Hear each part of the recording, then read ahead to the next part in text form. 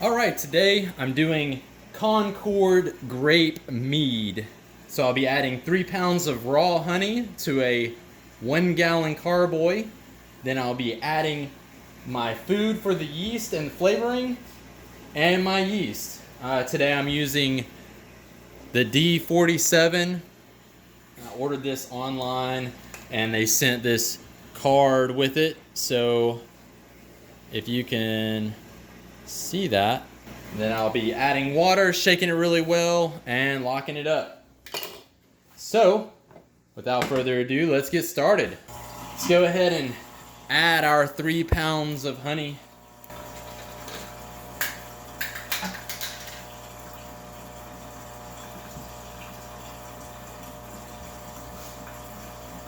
All right, I'm gonna add the Concord grape, shake it really well.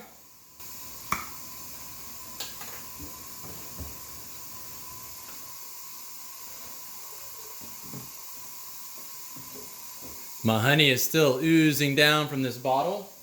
I've had my yeast in this warm cup of water for about 15 minutes now. And I'm gonna add it to here, then shake it very well. All right, now we're gonna shake it. Now when you're shaking it, as you shake it, pressure is gonna kind of build up. I wash my hands really well, so you wanna make sure to not shake it sideways until the very end. Otherwise, it could spew out on your clothes or on yourself. All right, so now I've got the yeast added.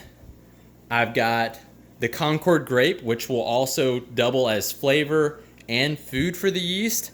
I've got 3 pounds of honey. Now I'm gonna fill it up with water to about right here where it starts to curve really nicely.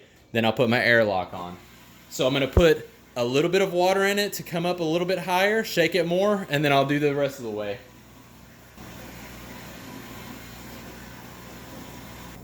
Wash my hands really good, and now I'm getting some of the foam down before I add my airlock.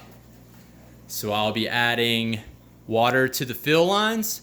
This is designed so that whenever the fluid off gases, the air will move in this direction and actually go through water and start bubbling. This is so that if a gnat or some dust or something comes in here, it'll get stuck at the water. Very important, very awesome to have. Here's the little holes on the top. Tiny little bitty holes, but I have had gnats get through those but then stuck in the water. If you get any type of gnat and the gas that this stuff puts off, gnats are highly attracted to. If you get a gnat in there, whole batch is ruined. Put my water in there. I'm gonna put my stopper on the top. You don't wanna put it too hard in there, just enough to get a nice seal, because otherwise it may not come out later on. You might break this off. Go ahead, give it a little twist, don't shake it too much.